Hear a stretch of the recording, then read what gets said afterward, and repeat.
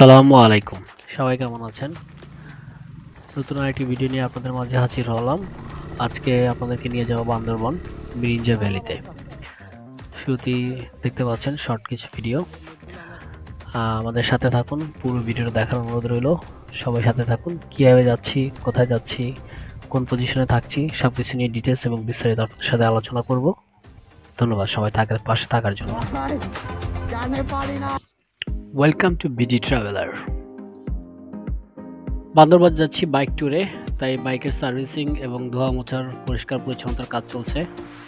Long ড্রাইভের ক্ষেত্রে অবশ্যই বাইকের কিছু খুঁটিনাটি বিষয়গুলো চেক আউট করা উচিত। Tyre pressure, brake pad, brake shoe, clutch cable, brake cable, এগুলো সব কিছু ক্লিয়ারলি হয়ে নেওয়া ভালো। তাই লং ড্রাইভের ক্ষেত্রে বাইক সার্ভিসিং করানোটা মাস্ট। বাইকের খুঁটিনাটি বিষয়গুলো সব চেক আউটের পরেই যাত্রা শুরু করা উত্তম, এবং অবশ্যই মাথায় রাখবেন সেফটি গার্ড ইউজ করার চেষ্টা করবেন। বলতে বলতে আমরা যাত্রা শুরু করে দিয়েছি। এবার বান্দরবানের ট্যুরটা অবশ্য আমরা দুইটা গ্রুপে যাচ্ছি। একটা গ্রুপ বাসে যাচ্ছে আর আমরা একটা গ্রুপ বাইকে যাচ্ছি। আমরা 4 জন, দুইটা বাইক যাবে সাথে, আমারটা আর সাথে আরেকটা বাইক আছে। তো সামনে তারা ওয়েট করছে। এখন অলমোস্ট আমি যাত্রাবাড়ি ফ্লাইওভারে করে কাজলা ফুটওভার ব্রিজে। হ্যাঁ ভাই, চলে আসছি। আপনারা কই ফুটওভারের নিচে? আমার সাথে আরেকটি যে বাইক আছে রুবেল ভাই, এর আগে ওনার সাথে আমি বান্দরবানে ট্রিপ দিয়েছিলাম, ডিম পার হয়ে ঘুরে আসছিলাম। তো উনি অনেকবারই ফোন দিচ্ছেন। আমি জ্যামে আটকে থাকার কারণে অনেকটা লেট হচ্ছিল। ঘড়িতে অলরেডি 11টা 30 মিনিট।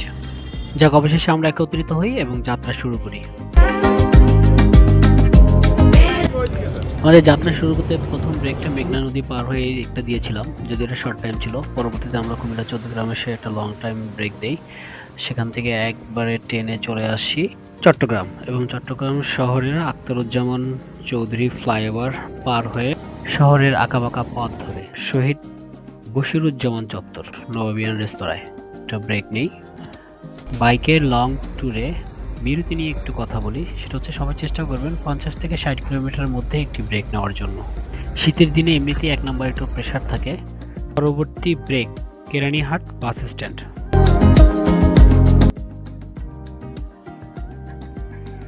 বিরতি শেষে আমরা অলমোস্ট কক্সবাজারের হাইওয়েতে পৌঁছে যাই। হালকা একটু পাহাড়ি রাস্তা দেখছেন, পাহাড়ি রাস্তা বেয়ে আমরা কক্সবাজার হাইওয়েতে চলে আসি। সেখানে ভালোই সকালের স্নিগ্ধ আবহাওয়া, চারদিকে মনোরম পরিবেশ। চট্টগ্রাম দক্ষিণ দিকের সড়ক এটা। শহরের এখান থেকেই শুরু হয় পাহাড়ের আনাগোনা দেখা। আপনার চাইলে ডানে বামে দেখতে পাবেন এরকম ছোট ছোট কিছু পাহাড় আছে এবং সবুজে শ্যামলে ভরা। সকালের স্নিগ্ধ আবহাওয়া নিয়ে আমরা পৌঁছে যাই চকরিয়াতে।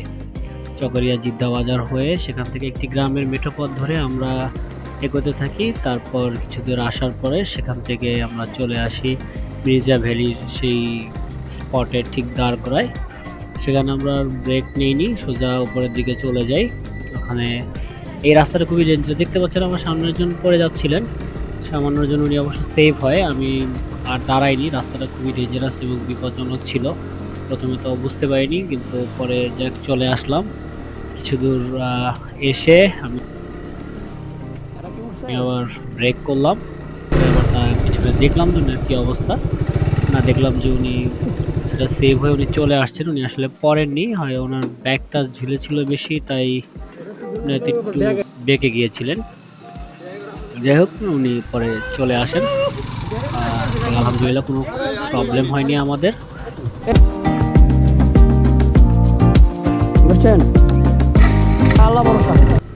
সামনের দিকে চলে যাই। সামনের দিকে কিছু দূর চলে যাই। মিরিঞ্জা ভ্যালির যে মূল স্পট, মূল লোকেশন, সেখানে যেতে থাকি। রাস্তাটা এরকমেরই, কিছুটা মাটির রাস্তা, আন্ডার ডেভেলপিং। হয়তো সামনে ভবিষ্যতে এই রাস্তাটা আপনারা ডেভেলপ পেয়ে যাবেন।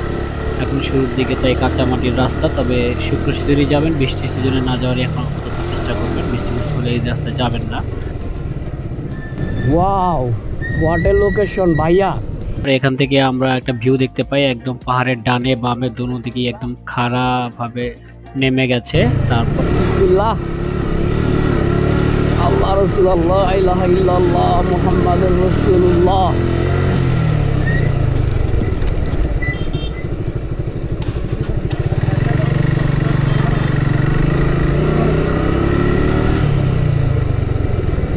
উঠলাম তো যেমন তেমন, নামতে কষ্ট হয়ে যাবে।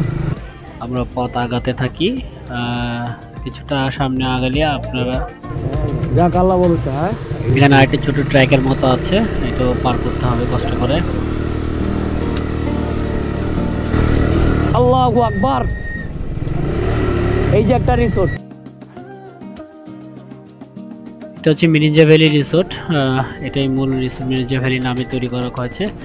এই রিসোর্টটা থেকে ভিউটা অনেক সুন্দর দেখা যায়, তবে এখানে আমরা যাইনি। সামনে মারিন সাহিল নামে একটি রিসোর্ট আছে, আমরা এখানে আসে বাইকটা থামাই এবং ভিতরে টিকিট কেটে আমরা ভিতরে যাই।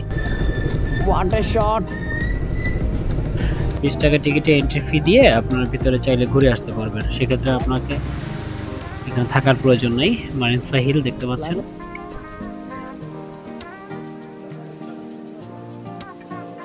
ভিতরের লোকেশনটা অসম্ভব ভালো। এই যে বন্ধু মারাইন সাহিল, তোমরা যেটা আমরা না, এই যে আইসা এনে দেখতাছি এটার কি অবস্থা। আর কি লামা পৌঁছে গেছিস?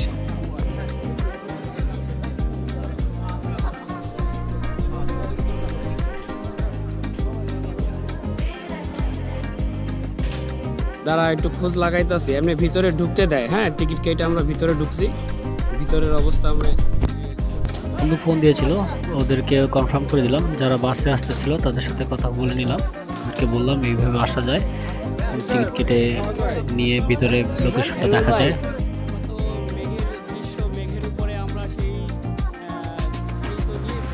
সেই সকালের স্নিগ্ধ আবহাওয়ার মেঘের কুয়াশার যে একটি কম্বিনেশন, এই লোকেশনটা আসলে রিয়েল লাইফ না দেখলে বোঝানো যাবে না।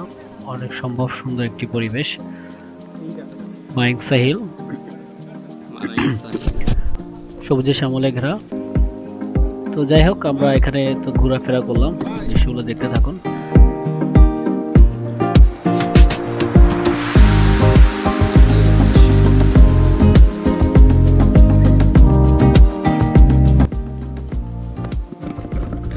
পাহাড়ের চূড়ায়, ওয়াও, অস্থির লোকেশন।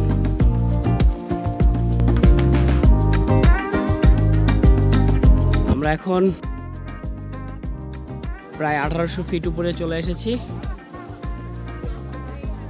সমুদ্রপৃষ্ঠ থেকে। 1800 ফিট উপরে আমরা। মেঘ দেখা যাচ্ছে দূরে, যতদূর চোখ যাচ্ছে শুধু মেঘ আর মেঘ।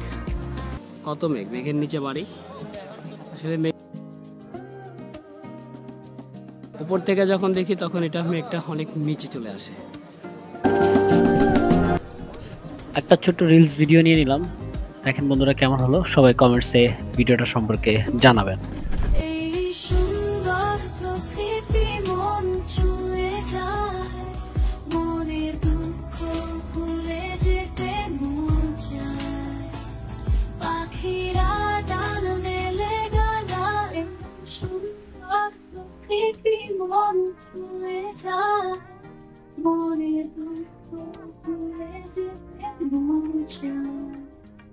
পাখিরা ডান মেলে গায়, এই সুন্দর প্রকৃতি মন ছুঁয়ে যায়, মনের দুঃখ ভুলে যেতে মন চায়।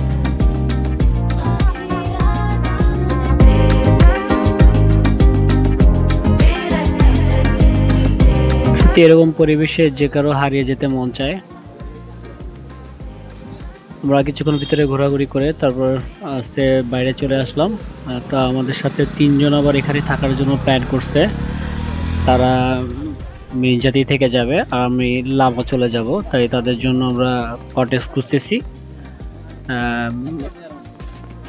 এই আশেপাশে একটু ঘুরেও দেখতেছি, চমৎকার লোকেশন। আজকাল এই ভিউটা মানে আক্ষরিক করতে একদম সম্পূর্ণ নিজের চোখে না দেখলে আপনার আসলে এটার মানে আনন্দটা উপভোগ করাটা খুব টাফ। দেখলাম সামনে আর অনেকগুলো রিসোর্ট আছে, এরকম বেশ কিছু রিসোর্ট সামনে পেয়ে যাবেন। ভিতরে সুখিয়া ভ্যালি পর্যন্ত অনেকগুলো রিসোর্ট আছে। তো আমরা এই তাঁবুটা আসলে ম্যানেজ করি। আমার সাথে পিলিয়ন দুলাল ভাই এবং বাইকার রুবেল ভাই, ওনার বন্ধু, ওনারা 3 জনে এই ট্রেনে থেকে যাবেন। আমরা চলে যাচ্ছি লামা। এখান থেকে লামা যাব, লামা গিয়ে লামা থাকবো, লামা থেকে আমরা কক্সবাজারে যাই। তো যাই হোক, আজকের মতো ভিডিওটা এখানেই শেষ করছি, ভিডিওটা লম্বা করব না। এটা আবার পাকা রাস্তা হয়ে গেলে আর এই প্যারাটা থাকবো না আর কি। পরবর্তী ভিডিওয়ে আপনাদেরকে লামা যাওয়া এবং লামা থাকার বিষয়গুলো নিয়ে আমরা আলোচনা করব বিস্তারিত,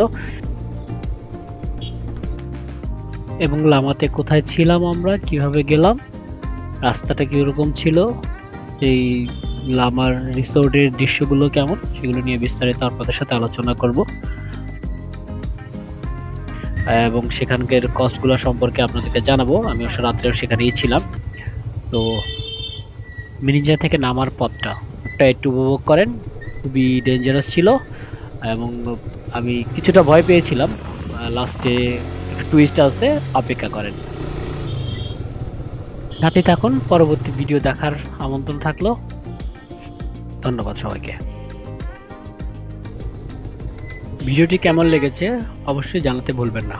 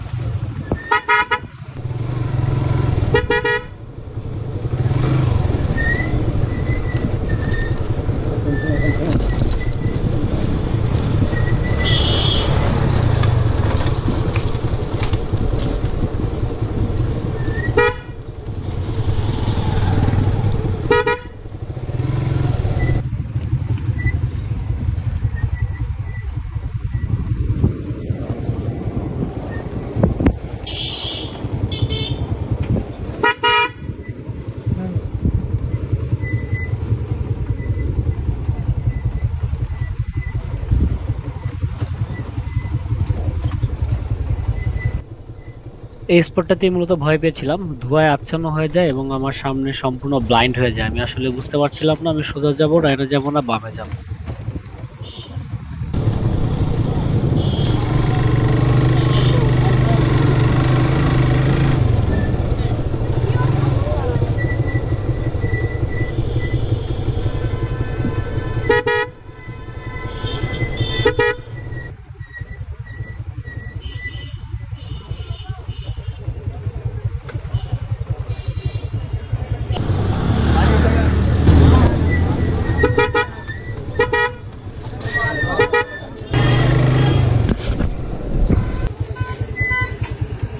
ভাই জানে পারি নাই।